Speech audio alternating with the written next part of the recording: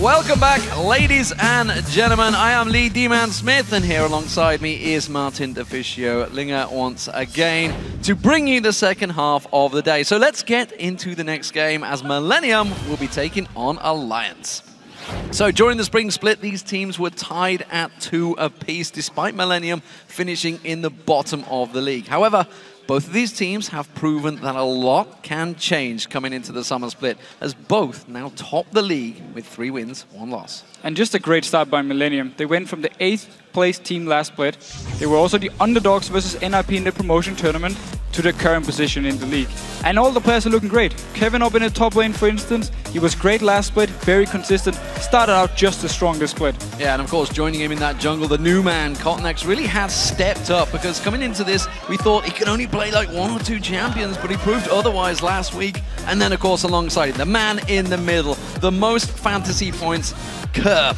30 kills, 11 deaths, and 24 assists. Magnificent start for him. Absolutely fantastic. And of course, Creaton, the AD carry from Millennium. Last split, not the best season for him. They talk about his motivation was down. He's now back up to the top part here. He's practicing a lot.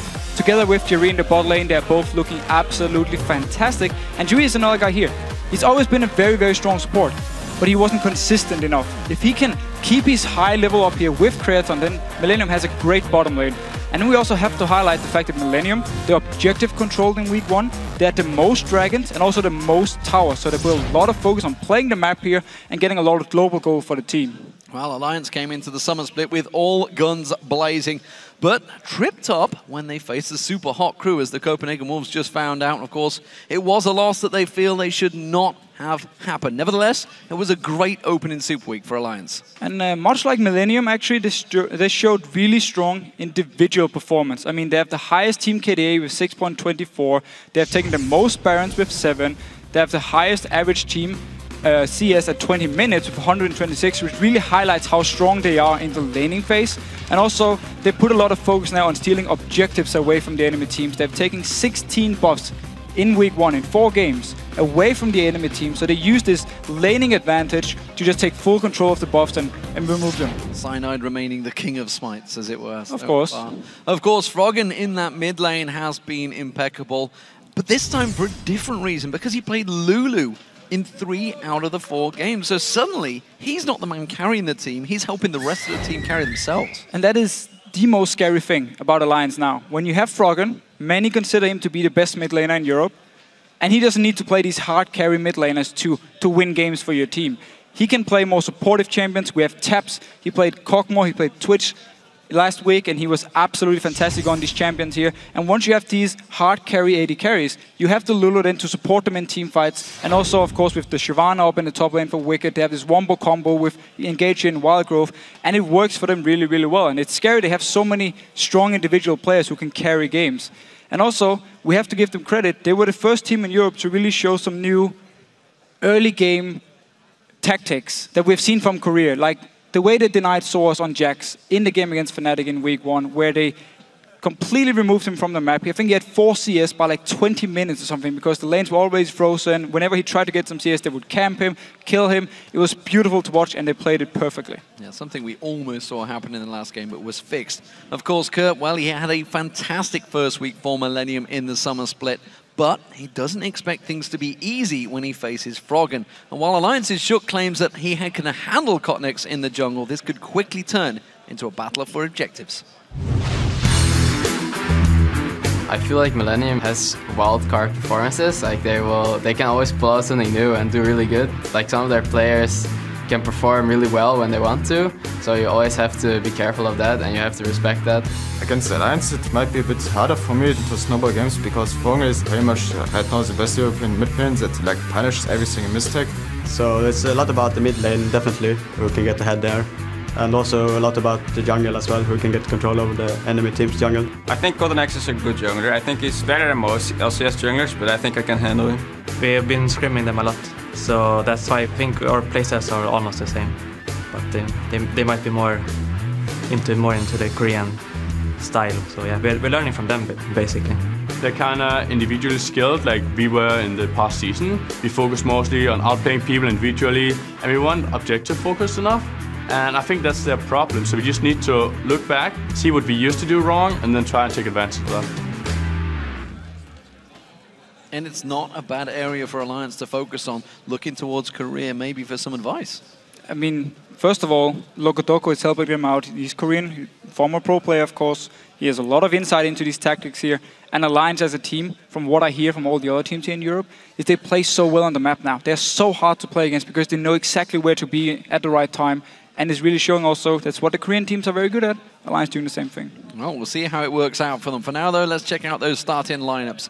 Over on the blue side, it is a Millennium, a cracking opening week for them. Kevin in that top lane, KottenX in the jungle, Kerp as the mid laner, Creaton as AD carry, and Jree in support. On the red side, we have Alliance. Wickd is in the top lane, Shug is in the jungle, Froggen or Nivea in the mid lane. Of course, Tabzz is the AD carry, and Nyph is his support. Well, we're about to head into Champ Select, so let's see who you voted for on this match. With 67% of you picking Alliance, it's no surprise to see them up there. They have the fan vote. Of course, we want to invite you to be part of the excitement here in person. If you'd like to join us for the games here in Cologne, you can find all of the ticket information over at lolesports.com. Just say one thing here. Yeah? 100% before going into Super Week. That's more than one thing. Okay, 1 point. 100% before going to Super Week, this voting would have been a lot more in favor of Alliance. Oh, yes. But Millennium has surprised a lot of people, and there's a lot of talk about how well they've been playing as a team and also individual. I mean, Kerp, absolutely fantastic in the mid lane. Their game against Super Hot Crew last week, the only one that Alliance lost, they had a 91% vote, remember? And of course they lost that. Maybe that's for swayed things, who knows? Picks and bans getting underway. Do we feel confident about these bans? We knew that one was coming. That was pretty obvious. Millennium banned it every single game in the Super Week. Alliance, of course, played it in 3 out of 4 games. Absolutely love Lulu. Taking away already. Yeah, there is the Kayle, there is the Kassadin, all in the mid lane, the bans for Millennium. No surprises, all very strong bans as well. Zeke's taken away, as you mentioned. Kurt was huge on that last week. Jack's taken away. One of the strongest top laners, almost, or more importantly, Kevin's favourite top laner. Yeah, and Wickd seems to favour more towards Aurelia, Shyvana than the Jax itself, so that's why they banned away. Don't want to risk Kevin taking it and just become this split push king. Interesting, interesting. A Fizz ban coming out there. That's something that clearly they've known from playing each other. Of course, Millennium Alliance, we do know, were scrim partners for the Super Week. So no surprise, both these teams actually came out 3-1. But it does mean Leblanc was left open once again. A champion that went 10-0-5 for Kerp last week. Yeah, so Leblanc being locked in for Kerp, of course. Fantastic Leblanc player.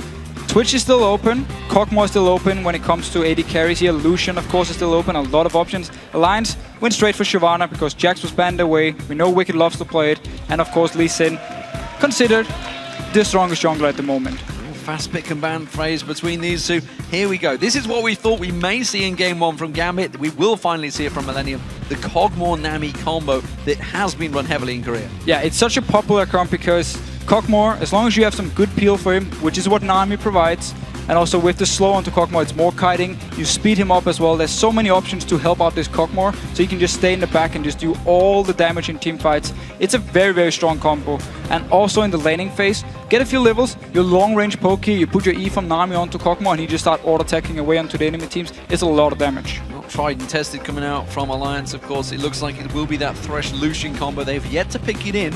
Does mean, of course, that Twitch would go through, and yeah, I believe he must be sitting around 100% pick or ban right now. He's got to be very close to it, that's for sure.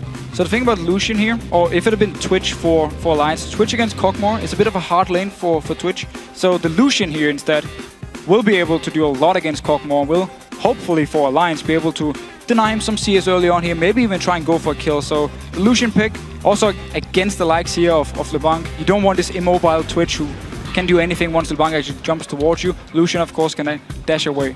Well, we are going to see KottenX on one of his favourite champions, Kha'Zix. It's a champion that basically got them through back into the Summer LCS against Ninja Pyjamas, and Trundle back in that top lane. Makes sense up against Shyvana. Of course. Final pick for Alliance, seemingly, could be Froggen on Nidalee. Could be Nidalee here. Of course, laning phase-wise against LeBlanc, it is a hard one for Froggen. Also opens up for Kerp to take full control and start roaming around. Go up to the top lane, go down to the bottom lane, try and look for some kills here, because he will be able to pressure Nidalee in the laning phase at least. But overall, both teams very fast with locking in here. They definitely knew what they wanted, and both of them are kind of reacting to each other. The Lucian pick instead of the Twitch for Alliance, of course, the Trundle against Shyvana with Jax being banned out, and also picking up Kha'Zix for KottenX, simply because the Sin is already gone. So the Nidalee was the final choice. So Froggen will be on that, up against Kerp. How do we see that mid lane pairing going before we get into the match? Well, obviously, Kerp with Ignite here, he will have the pressure. It's what we talk about. It's what Leblanc needs to do. You need to go in here, constantly try and deny some CS from Froggen, push the wave up early, get him into the tower where it's hard for him to do anything, because Nidalee is very, very weak in the early game. However, if Froggen can survive it, get to this mid-game point, and Alliance then can start grouping up with, of course, Lucian, with the Nidalee, and just start poking down on towers, then it's actually very hard for Millennium to respond when it comes to wave clear. Because first of all, Kog'Maw won't be able to instant clear a wave. Second of all, it's risky for Leblanc to jump into the wave and clear it if members are around the tower here, because he needs to use the distortion to jump in and clear the wave here. So Alliance, if they survive here at the very first levels, can start grouping up and start poking down towers where the wave clear or lack of wave clear from Millennium could be a big issue for them. Well, we'll see how it goes, ladies and gentlemen, because the lineups are locked in. So, do you still think Alliance will win this match? Send us a tweet with hashtag MILWin or hashtag ALLWin. That's all win, of course, to @LOL Esports, and let us know how you think this will go. We'll check the numbers out in the game and see if your votes have changed. Remember, 67% of you voted for Alliance early on. We'll see if it swings. Can still keep it there. I mean, the comp from Alliance is pretty solid. It's a bit risky in some cases. Again, Leblanc can get out of hand. Of course, Trundle will be able to beat Shyvana in the late game split push here. So there's definitely options for Millennium to just spread out and start split pushing different lanes, looking for kills with this Leblanc, and just keep Kog'Maw in the middle in case something should happen. Well, here we go, ladies and gentlemen. Game 3 getting underway. Millennium versus Alliance, of course. Millennium will be starting out on the blue side. And they will be up against Alliance, who are over on the red side. Packed house here in Cologne. And remember, don't forget, tickets are available for the upcoming weeks. But as of right now, you're not going to get in this week, that's for sure. Nope. Sold out. And we need to see here with the second blue buff when it actually spawns. If Alliance want to try and get some early ward in, it's something they've been doing a lot of contesting for buffs here. If they want to go in with Shook, with Wickd, for instance, try and stop something happening when the second blue buff spawns, and then when the third one, around the 12-minute mark, that's the one they want to pick up here, or get the blue buff onto Froggen, and that's where we can see them start grouping up in the mid lane and just pushing down towers. And Jree dancing around. That is one of the best things about Nami, by the way. That's the best thing about Nami, the dance. One of them. One of them. It is a champion you played a lot of. Oh, Shook might get caught out here. Is the... Oh. No, but it forces the flash early from the jungler. Yes, got the flash away here. There was, of course, already ward being placed from Shook early on, so he couldn't actually spot them coming in, and he had to flash away. Of course, didn't actually want to try and just safeguard away again, because the ward was gone. Well, look at that. That's still pretty close. You guys obviously been voting all week. It's up to 73% currently. That vote, of course, will be continue going through, so keep your votes coming in. 67% online votes, 73% you guys watching right now.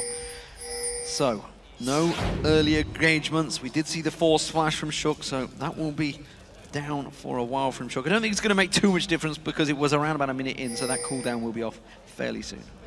And Alliance here actually starting the lane swap themselves. They're expecting Millennium to still be around in here. They're waiting around and moving in. Of course, to spot Millennium is already gone. They're very far away here from this one. They're actually down the bottom lane. So we're going to see a lane swap here from Alliance. Could actually favor them in the case that Wickd on Shyvana can farm really well in the jungle together with Shook, where, of course, Trundle, who's purely one target, like straight up just doing damage to the first target in front of him, won't be able to clear the jungle as fast as Wickd. Going to see how this works out for them. So Jree getting deep for the ward on that blue buff.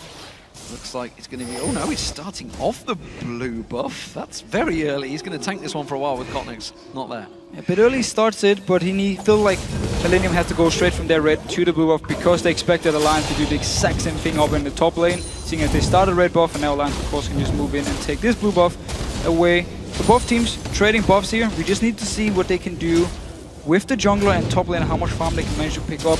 Will we see a fast push again like we saw in the last game, where both teams just went straight to the lanes and 4-man pushed them? Kevin, down to 50%, actually tried to take the big wave, had to back away, and receive 0 CS yet. And that's the issue here. Shyvana and Lee Sin, they are really, really good at jungling together. Yeah, I think it will be the fast push. You can see that Shook and Wickd sticking around up there. Looks like it's going to be Kevin heading down towards that bottom lane. So it's going to be that 4-0 split once again. KottenX is pretty low on health, chucking down those pots though, so he's going to be safe by the time he gets back around to the turret. I like what Alliance is doing here actually. They decided not to go for the 4-0 because they know we can just keep farming. Top lane wise, we don't need to send 4 people there. I mean, generally, you never actually need to send 4 people anymore to get the towers because people don't even stay to try and defend. They just go into the jungle here and farm away. Kevin trying to pick up some CS at least down here in the bottom lane. Will actually get solo XP on the big golem because he's so far behind. Wickd and Shook though, just keep farming away both of them. Very, very fast at playing here. Yeah, the buddy system working out well as the top laner.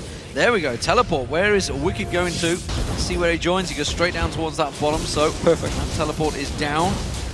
He'll cover off the tower for now and actually will get himself a big chunk of experience and farm. Yeah, this is so perfect for Wickd and Alliance here. He's already level 3, only level 1 on Kevin, and he's still trying to farm with KottenX. Wickd getting a lot of XP, picking up some farm at least also on his bottom lane here. So perfect use of teleport for him.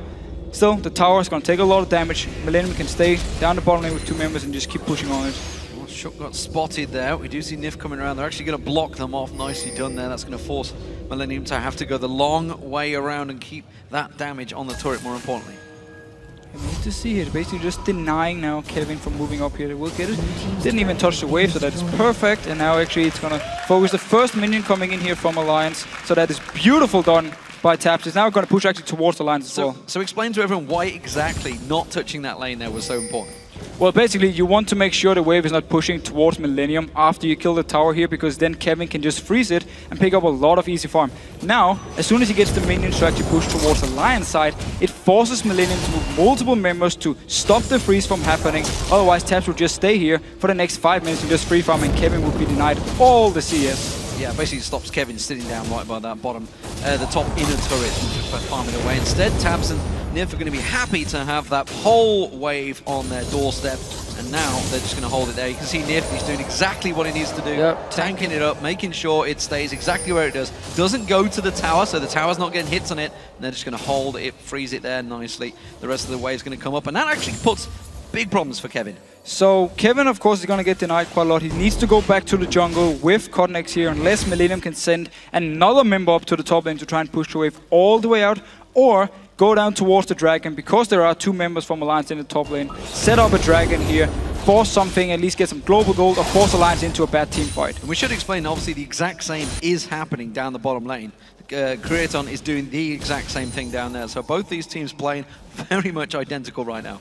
And they're actually also sending now Kevin and KottenX back to the top lane. They want to try and push the wave out. Wickd, he just keeps jungling away because, again, as you just mentioned, bottom lane, no farm for him. Coming up to this top lane here. So we see Millennium, they can be in big trouble here, because Wickd is coming in, 3 members from Alliance, only 2 from Millennium. We'll see if Nyph manages to throw out that death sentence. Doesn't look like he's interested, whether that's poor communication, whether they just didn't feel it was enough. They simply wanted to bully him out. Froggen's going to get stunned out there. Kerp's not going to follow through. That's because Shook was coming around the side, and actually he's keeping the aggression on Jree. He does manage to land the kick, gets it down, and that takes Jree very low. Jree didn't use his flash though. Knew he was going to stay alive. Exhaust also ready for him. Hook misses from Nyph. Both him and Wickd being very aggressive. The Alliance in general doing everything they can to make sure Millennium can't break the freeze in top lane. And they're doing everything they can to keep the AD carries both completely farming. And looking at the 2, you can see it's actually pretty even between the 2 at the moment. It's sacrificing a lot of farm though for the 2 top laners. They basically just have to try and get what they can here, and we see them rotate around Kevin now in this mid lane. We talked about the lack of wave clear from Leblanc, from Trundle, of course. He can't jump in with Distortion. That's why Alliance can now push this tower. Well, if he does jump in, he could get flayed straight away. Oh, there it is! But just use it. There's the death sentence. Hooks him in! And Shock follows straight through with a Sonic Wave. Nicely done. Gets caught out, but he's going to take the lantern to freedom. And Kerp couldn't have showed it anymore. That was a perfect example of why Leblanc can just jump into wave clear, because again, Thresh was ready with the hook, with the flay, locks him down. Easy kill for Alliance. Now they're moving into the jungle to get some wards. Going to keep that pressure down. Red buff now being invaded by Alliance. We'll see whether they do manage to steal this one away. KottenX, of course, is there with his smite if he can pull him into their greedy junglers. He does get it away though. So nicely done, KottenX hits and runs, gets out of there. They have the option now to go bottom lane and just stop this freeze, push the wave all the way into the tower, so it's going to kill the wave. It's actually already done freezing, so it's going to push up towards Alliance now, with a very big wave being built up by Creaton. Meanwhile, in the top lane, Tabzz had give up pushing because he knew Kevin had held there for so long, he just shoved it into the tower quickly. Kevin needs to get to this tower very, very fast. Okay, he's going to teleport to it wisely enough. There was a big wave. He needed this farm here, otherwise he would fall even further behind. So he needed to use the teleport. Wickd saved his because he could just move from the mid lane down to the bottom lane and get all the farm here. And also, of course, the tower down the bottom lane from Alliance didn't get touched because Creaton was freezing the wave. And he's actually going to use that Dragon Descent just to keep all the farm up. And he manages to get the entire wave. That takes him to level 6, so he is just slightly ahead of Kevin for now. And now teleport for Alliance is up. Cooldown for Kevin here, so Wickd can go back to the top lane, do a one-on-one with Kevin. Alliance can then start the Dragon. Wickd can teleport down if needed. 5 members from Alliance, easy Dragon for them. Millennium won't be able to respond unless Kevin decides to run away from this top lane and just run all the way down to the Dragon. We'll see how it plays out right now. It is, you can see Alliance with their duo lane up against Millenniums down this bottom lane. Creaton finally going to go back and buy, get himself a bilge water, cut this onto Kog'Maw, and of course a dagger coming in there with the boots. KottenX just staying off the side at the moment, KottenX, and making sure he's out of range because, as you predicted, they are very much going to go towards that dragon. For now, Millennium, they're not even moving forward, of course. There was no vision for them. The ping was there. Kog'Maw was far away. He was still running from the base. Wickd didn't have to use his teleport at all. Just an easy Dragon for Alliance. Really playing this early game beautifully. Very well worked so far. Actually, by both teams, in fairness, it's Alliance that have just managed to steal the march slightly on them in terms of gold and tactical prowess. Kerp looking to maybe try and make a play and sacrifice himself onto Wickd, see if they can pin him down. He's all on his own. It's a 2v1. But rest of Alliance are moving up here. Both Shook and Froggen is coming in. And will they actually... Ooh, backs away. Moving in fast, the spear not quite landing, but with the support of Shook, it was enough to force Millennium off the tower. We do have a pause. Something we actually haven't had for a while, but you know, when we do see Froggen and Wickd on the board for Alliance, it's almost certain that a pause has to happen at some point. Pretty much every time. Credit to Froggen though, he's actually about 10 CS ahead in farm here over Kerp and Leblanc. Of course it helps him, the fact that Alliance had all the pressure around the mid lane, could then try and deny him some farm and then move in. Seems Creaton has some issues though. Creaton with the headset slightly off at the moment just so he can talk to the admin. I love the fact that he's giving this little signal. And actually what he meant was it's a mouse problem. I'm not sure how that means a mouse problem. But nevertheless, maybe he's just saying my teammates are crazy. I don't know what's going on, but as it is, my mouse is not working. Time to buy a new mouse. It's a good job, right? This is not Kerp in the mid.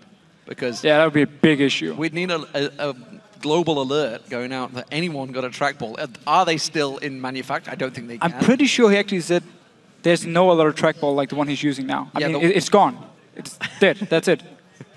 So once that's gone, I mean, what's he going to do? What is going to happen? Oh, Who knows? I mean, it's a crucial... New mid laner for Millennium. I mean, there's really only one choice. That's it. He's done. He can't actually play with the mouse the same way he can. Anyway, we harp on about his trackball the whole time. Fantastic, fantastic start from both teams. Really high-level tactics coming out of these teams, which is something we haven't seen for quite a while in Europe. Yeah, I mean, it just shows at least the teams are learning and adapting here.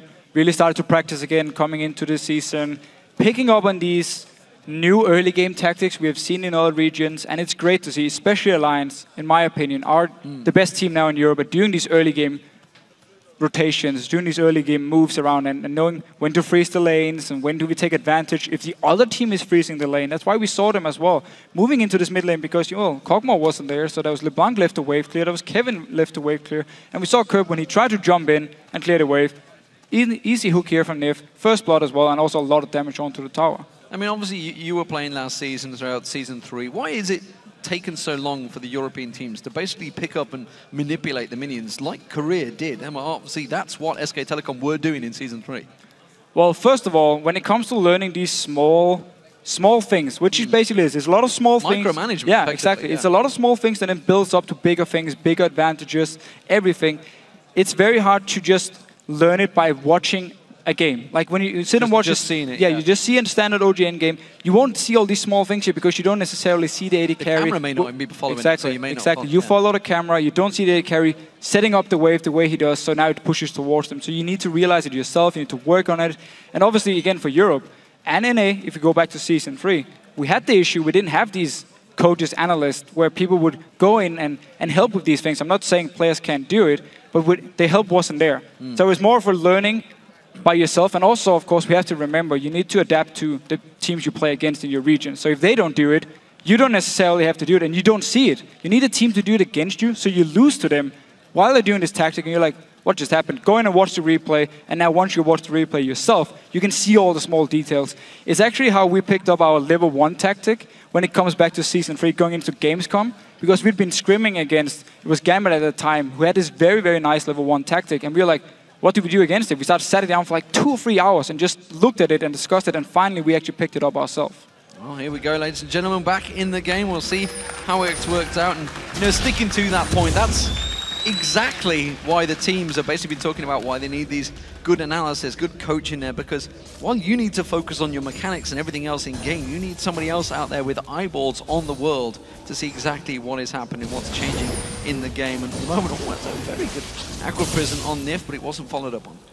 And we need to see here with Wickd up in top lane. Him and Kevin have been slightly ahead in farm, but Wickd did a good job early game. Picked up a lot of farm here, but Kevin, because the wave now was at the tower, all the way down his second tower here in the bottom lane, or in the top lane, sorry. He teleported to it, he picked up a lot of farm, and then he kept farming the waves all the way up, but Wickd had to run all the way up to the top lane. He actually managed to now get ahead in CS.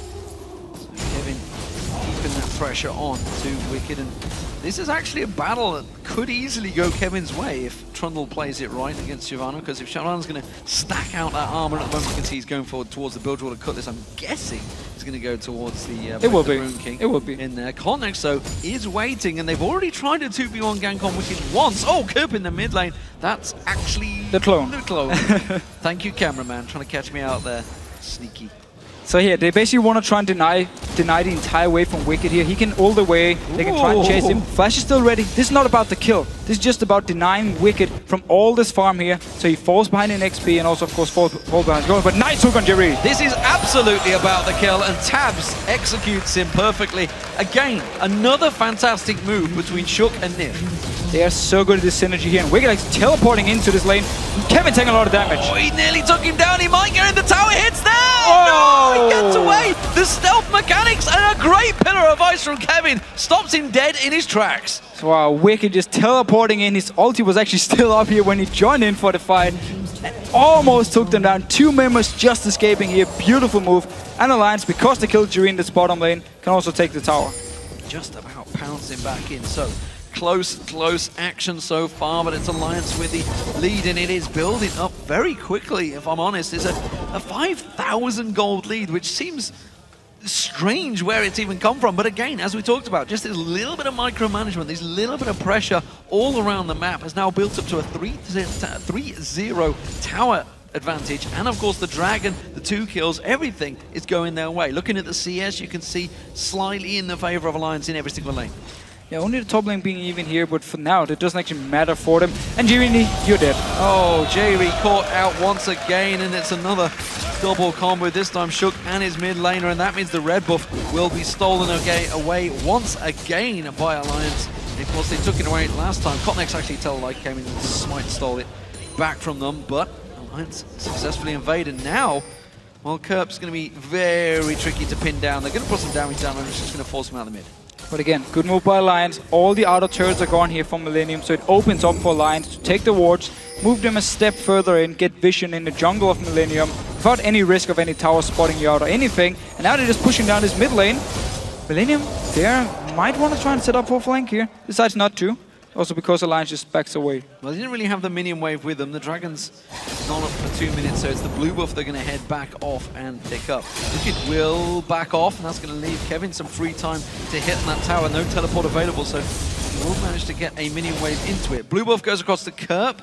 Meanwhile, you can see Nyph actually trying to set something up, and Creaton, I don't think he's happy with his mouse right now. I'm guessing it's Creaton once again. Yes, it is. It is. See straight away the referee back to it. And he's also falling very far behind in CS now. There's also a very big wave for Tabzz down the bottom lane at the moment, so he's going to get even further ahead. Because Tabzz already with his Bloodthirster, stacking it up here. Really very, very strong start from Alliance. Very strong start, of course, also for Tabzz. Now, coming into, if there's a dragon fight, Tabzz is going to be so, so strong.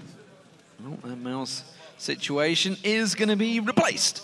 You can see one of the referees bringing in a new mouse for him, and it takes obviously 2 people to change a mouse. Yeah, of course. One guy has to hold it, the other one plucks it out. That's exactly what you've got to do.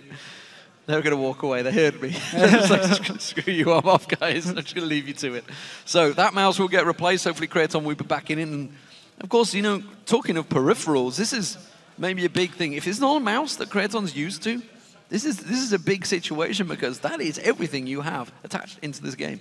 It is, and you're so used to just playing with the same style. It takes identical mouse. Oh man, that would be perfect then. Or otherwise he will have an excuse in case they lose after the game. Yeah, it's the wrong mouse, man. I couldn't do anything. Yeah, I mean, it gives him a self-made excuse already, despite the fact he's 100 CS behind. So, at the moment, Alliance have that big advantage, a 5,000 gold lead at the moment. And this is really just simply the smallest mechanical differences that Alliance have used. It's not been big, flashy plays. You haven't needed to do that, despite the fact, of course, they got themselves 3 kills. But they're not big, flashy plays, and the way they've handled these opening lanes, they did the exact same thing as Fnatic. It worked even better against Fnatic because Fnatic didn't react properly. Yeah. At least Millennium kind of read the situation well. Millennium sent 2 members top, both Kevin and KottenX, to try and push out the wave here, but because both Nyph and Tabzz was there, they could actually hold them away here. And while, yes, all the minions died, for at least our Alliance minions died, but the minions from Millennium were still alive, so they just kept the freeze going. And then Wickd showed up top lane, forced them away, and from there on, that was the smart thing, because normally you don't want to leave a Kog'Maw to just freeze a lane down bottom. You don't want him free farming, just giving a lot of his farm here. So what the Alliance could have done was actually take their bottom lane, rotate it down bot here so they could push out the wave. Instead, though, they said, we don't care about him for now, because we want to take the mid tower, we want to push them away from the top lane as well and take full control of the jungle, and that's what they did, and it was a beautiful move into the mid lane, getting the tower down as well, and then get wards in, so they could also pick up a kill, or a second kill on Jree at the red buff.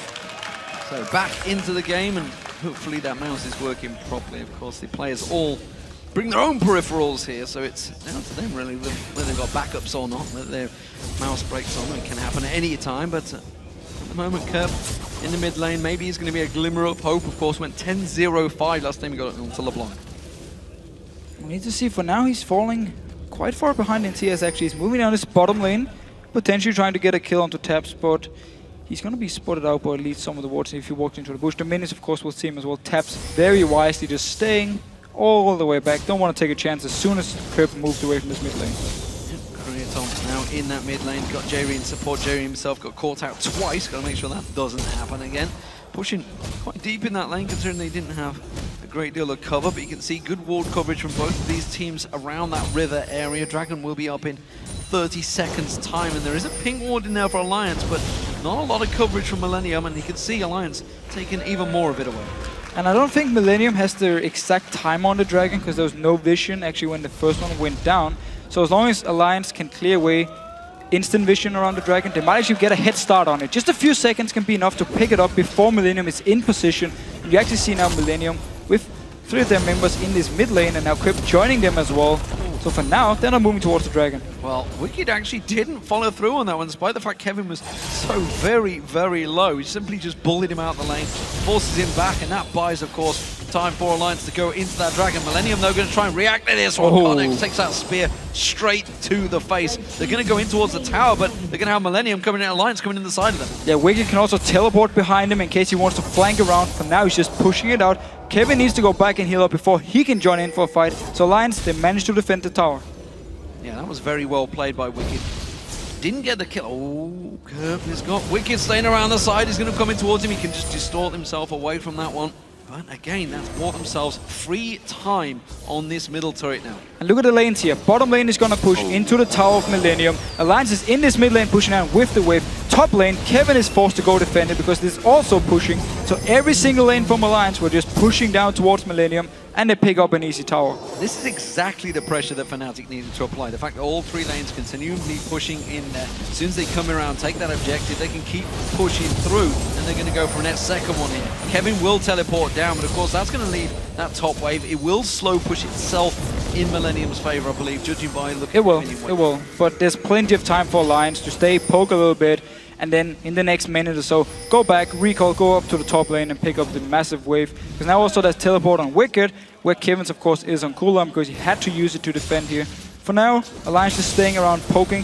There's a lot of damage from Tabzz onto multiple members there. Yeah, and of course the big advantage here is the fact that Alliance do have those spears coming through. You just saw Kevin there. Kevin taking half his hit point damage from one single spear because while being the tank of the team, has not built tanky yet. And this right here we just saw is actually a big issue for Millennium.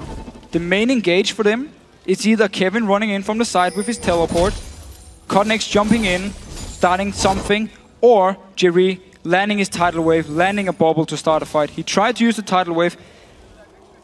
On Nami, it's not the best engage. It's very easy to predict from the enemy team. It's very easy to just move out of. It's slow moving. Yeah, it's very slow, so it's not very good engage. Generally, it's either used as disengage or as follow-up, not the main engage here. So it's a big issue for Millennium. They can't really just start a fight. They need everything to come down perfect. They need a ward behind the team of Alliance. They need Jree to land a bubble or a very good tidal wave. Or they need Kerp to just blow up a target. Otherwise, it's hard for them to start a fight. That's why Alliance could just stay around, push the tower, and slowly back away as soon as they saw the tidal wave. Well, Kerp's going to try and set something up here, but he's going to walk straight into a ward, which is why Wickd instantly steps back away from that wave. But of course, that's shown himself in that top lane, and it gives Alliance, again, yet more chances to move in, steal away the red buff once again. You can see they're clearing out all of the vision. Vision control, a big thing for Alliance now. And they're going to try and make a move back on towards his bottom turret. Yeah, they're forcing Kerp now to recall up in this top lane, get him away so he can't do damage to the top tower, simply by pushing down here, because Millennium, they need him to be here with the team. Red team's turret has been destroyed. Spears coming through. If it lands on Creaton, it's going to be a serious problem. Creaton trying to use that ultimate to keep them in vision, keep them at bay as well. Pillar of Ice is working well. And for now, that wave is cleared, but again, you can see Wickd back in the top lane is going to work that wave all the way back down along that top turret, and somebody, somewhere, is going to have to go deal with him. But this mid lane as well, Leblanc can just move in, push it out, go back to the bottom lane, in case they want to keep the pressure going. For now, seem to just back away. You see the items here, Wickd going towards either the Randuin's or Sunfire or the Blade, as you did just complete the Blade here, so for him, big power spike now. Of course, Death Cap is almost completed. On to Froggen, and we see Tabzz going towards the Trinity Force. So there's a few items here for Alliance coming in within the next minute, which are big power spikes for them, and once they pick them up, they can really start to apply pressure. Well, that's 7,000 gold lead so far for Alliance, continuing to keep some wards down. Blue buff was warded up this time, and I think Alliance may fancy trying to steal this one away from Millennium. Let's see, 5 members from Millennium are here. Of course, Wickd can join in. So need a little bit of time before the teleport actually comes in, so Alliance need to be a little bit careful here. We'll see whether one of those spears does manage to land through. They're trying to pull it as far away as possible. You can see Shook not quite getting in there. The spear does land, but it was smited away, unfortunately, for Kerp. It means KottenX will have that one.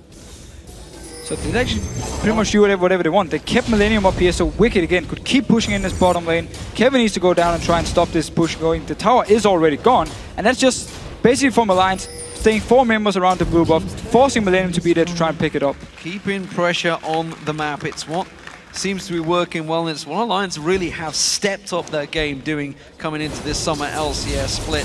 And it's trying to distort it, trying to scare them away. Got to be careful, got hooked out last time he did that one. That's another turret picked up. Death Sentence does not land. Wickd does try and sneak around the backside of them, but Millennium were quick to back away.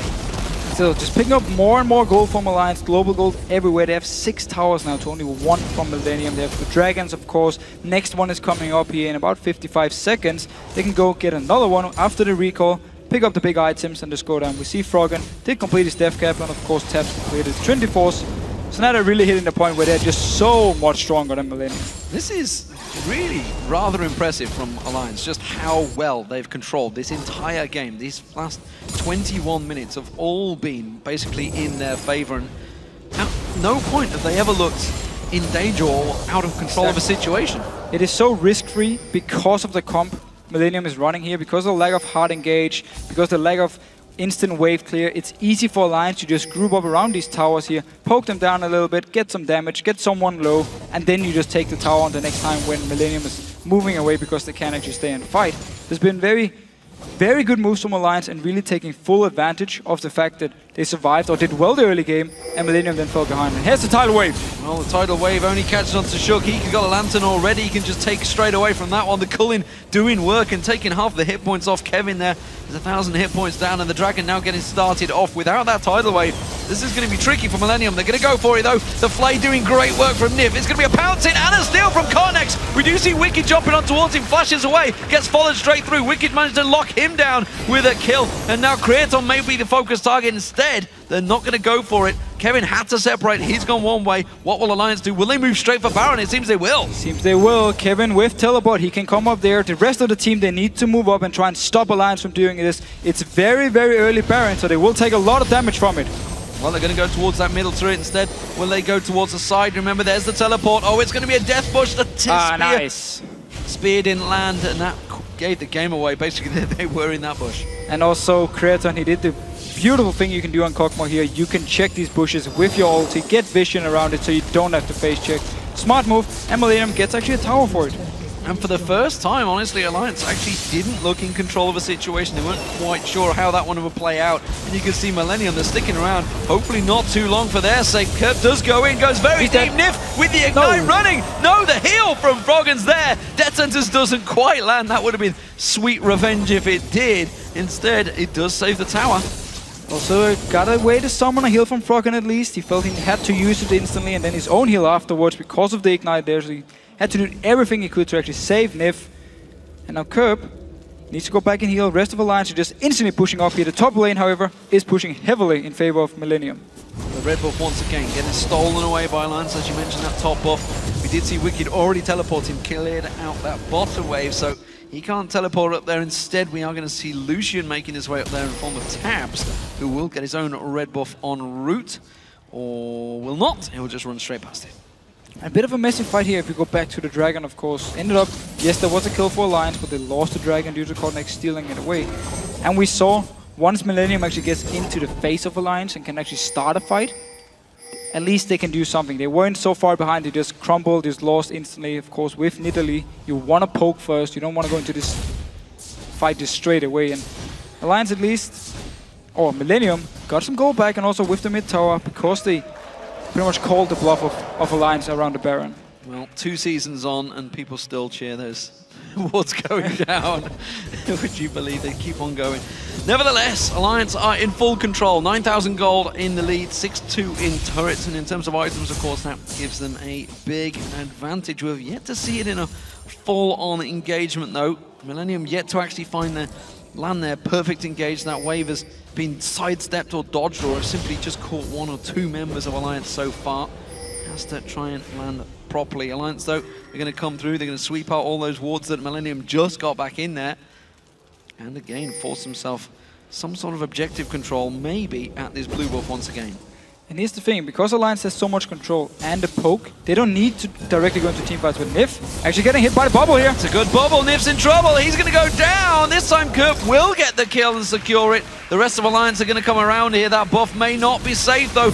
We do see Shook. He lands the kick, but does not follow through. But again, KottenX had to smite it away.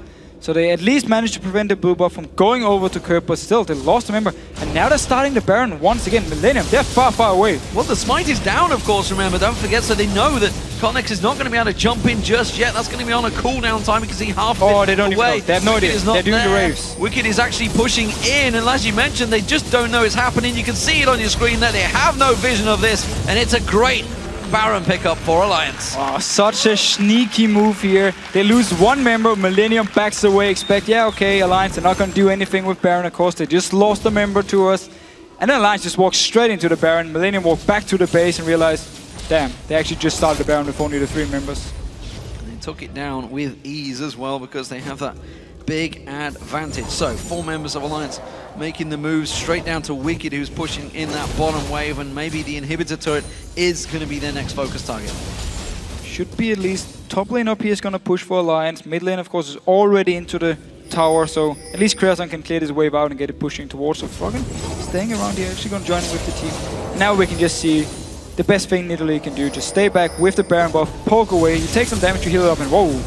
Kerp going a bit aggressive. Trying to get aggressive on Shook, but he can quickly heal that straight up. He's got the regen, of course, from the Baron and Nidalee's heals to help him out now. They're going to have some range on towards his tower, though, which is a problem. Lucian trying to go for it, but as you see, Kerp getting up close and personal, but the spear manages to find his target. Now they're going to go in. Shook has to flash away from that one, but it was a good kick on Kevin, which knocked up 3 members of Millennium, and now this inhibitor turret will drop. And they also go straight for the inhibitor, and then they can rotate into the mid lane, push the wave down, even go towards the top side if they want, because there's a big wave building up. Or they can simply back away, go back and shop with all the gold they picked up from the Baron, of course, and from the tower they just took in the bottom lane. Well, I think with Kerp down, I'm not sure they are going to back away. I thought they may well keep the pressure on. Of course, it is a fairly short cooldown timer, but check this fight out. Yeah, just look here. It's actually Nyph landing hook onto Kevin, and Kerp took a lot of damage when he jumped in, and then the spear coming. Oh, he's just between him and the clone. Going down for it. We see actually pretty good disengage from Jree with the tidal wave. Using it correctly here, because finally you could actually use it as you're supposed to do it. Still, it's not enough. Kerp already died. Baron buff onto Alliance. They can take the tower, take the inhibitor.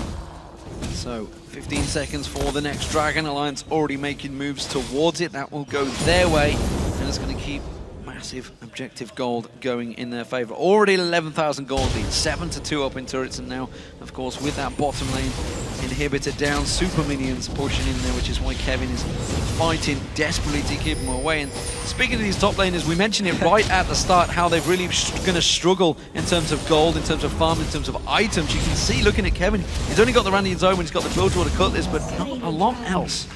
And while he actually went even in farm, Wickd needs to be careful here. They're going for him. Oh, it's going to be tricky to take down. He's very tanky, and it just flashes on through and walks away with that burnout running. And now they need to recall fast, because Alliance, they're pushing on to this mid tower. Well, they know that there's 3 members not here right now. They're going to go for it. That's a good bubble coming out from Jree. Will slow them down ever so slowly, but not a great deal. That's going to be another inhibitor turret going down. Now all members of Millennium are back, but we see Wickd teleporting back in full health. They're going to keep on pushing. They can go for this one here. Nice hook onto Jree. Death sentence is not quite enough for Jree. The bubble doesn't land. Tabzz got caught out pretty hard there, though, by Kerp trying to push in towards the Millennium, having to back away from this inhibitor, and it will be a second one taken down by Alliance. And again, whenever a Millennium tries to defend something, one member will die for it, another one will drop low, and then Alliance can just pick up the inhibitor. Second one of the game for them, and now back away to do the exact same thing. Either go back to shop if they want to spend the gold, or just move straight up to this top lane, go towards the last inhibitor. Yeah, they're going to get that wave shoved in. Kerp's got to be careful. He's following it up there at the moment, actually. You can see Wickd is going to head it off. The rest of Alliance are in the jungle, actually very close to Kerp. Kerp in that tri-bush. It looks like he's going to try and jump onto Tabzz. No. If it had stuck around a little bit longer, he may well have worked out for him. He hasn't shown himself yet. So Alliance have no idea that Kerp is there. Still, though, he's actually going to spot Wickd at this minion wave. Of course, Tabzz not even going to run up and try and face check him. But Kerp is basically trying to do what he can do. Just find a surprise pick somewhere, kill a target, extend the game a little bit for Millennium so they can farm away and at least try and get towards some items. I mean, look at Kevin. He only has 1 item completed, and we are 30 minutes into the game.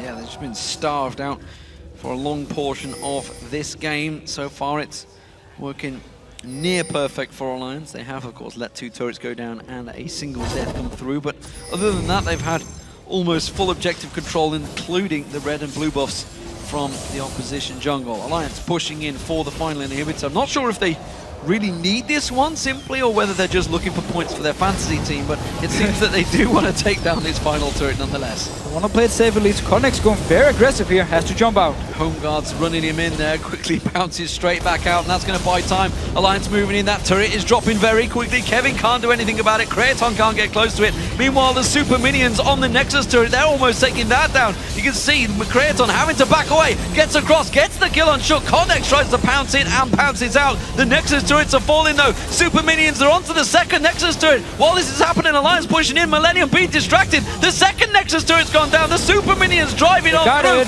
Millennium can do nothing here. They are helpless to the push of the minions, as Alliance will take victory and top the league against Millennium. Fantastic early game play by Alliance here. They had full control of the map. knew exactly what to do in the lane swaps, got all 3 auto turrets down, and then just started warding off the jungle from Millennium, finding the buffs, finding the picks here, extending the lead. Beautiful, beautiful rotations from Alliance. Could not have said it better myself.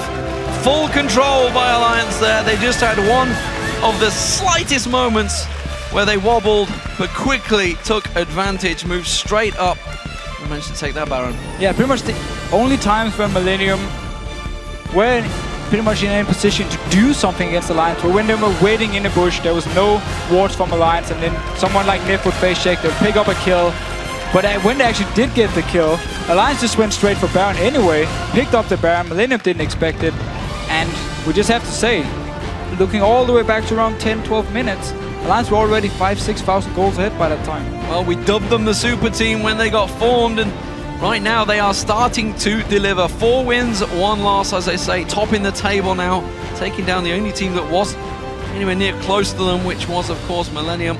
They had a great opening Super Week, but no shame there. A impeccable performance coming out from Alliance, and maybe a shining light for Europe, honestly. It is, at least, it's very scary for the rest of the teams now in Europe when you look at Alliance, because everyone said last season, or last split, these are great individual players. All of them can win the lane, they can carry games.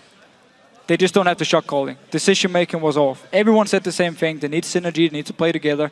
Now coming into this split, all of a sudden the shot calling seems to be there, the decision making is great for them. We of course saw, well, they got better and better last split, and now they're just looking so strong. So when you have all these strong players, and now also you have someone helping the team around with tactics, and you have someone in the team, like let's say it's Froggen as the shot caller here, who can then make sure the team is rotating properly around the map, then it becomes very, very scary to play against Alliance. And more importantly, they've had 3 months to play together, of course, throughout the spring, which actually turned out very well for them. They finished 3rd in the league, 4th in the playoffs. Yeah. Not a bad performance for the opening season, as basically a brand new formed team. Now, of course, they seem to have picked up that synergy, and everybody seems to be playing on the same page as well. There's nobody sort of counter-calling each other. It seems to be everybody knows the tactic, everybody knows what the plan is, and going forward and executing it perfectly. 100% agree. I mean, even the teleports from Wickd, they are spot on. As soon as the team needs him, he will teleport somewhere, pick up the farm, and everything just works for them at the moment. Well, we're going to head over to the stage with Alliance's Nyph, who is standing by after that win. Thank you very much, D-Man. First off, congratulations. Once again, a win for Team Alliance coming in here. Tell me about your pick and ban phase, leaving open Leblanc for Kerp, which is kind of a risky move.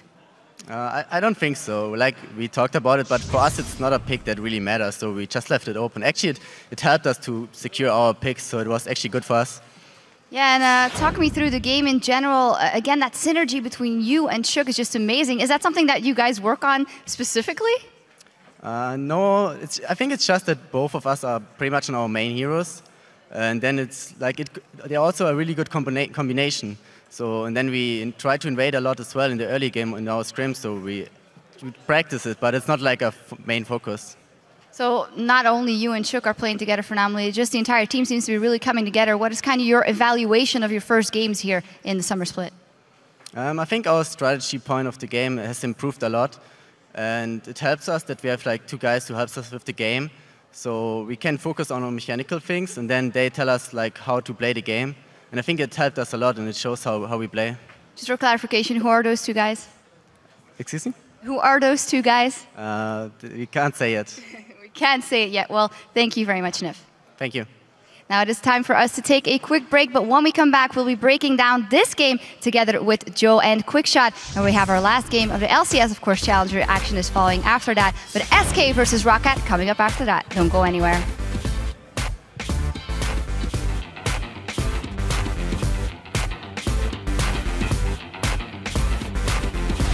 I got excited, man. I couldn't hold it back. Want to lock? I'm so excited. I just can't hide it. I just can't hide it. Go Leblanc. Pick me Leblanc. Maybe they're baiting us, but I think they're gonna pick. Well, he does jump in. He could get flayed straight away. Oh, there it is. But just use it. There's the death sentence. Hooks him in. This is going to be tricky for Millennium. They're going to go for it, though. The flay doing great work from Nyph. It's going to be a pouncing and a steal from KottenX.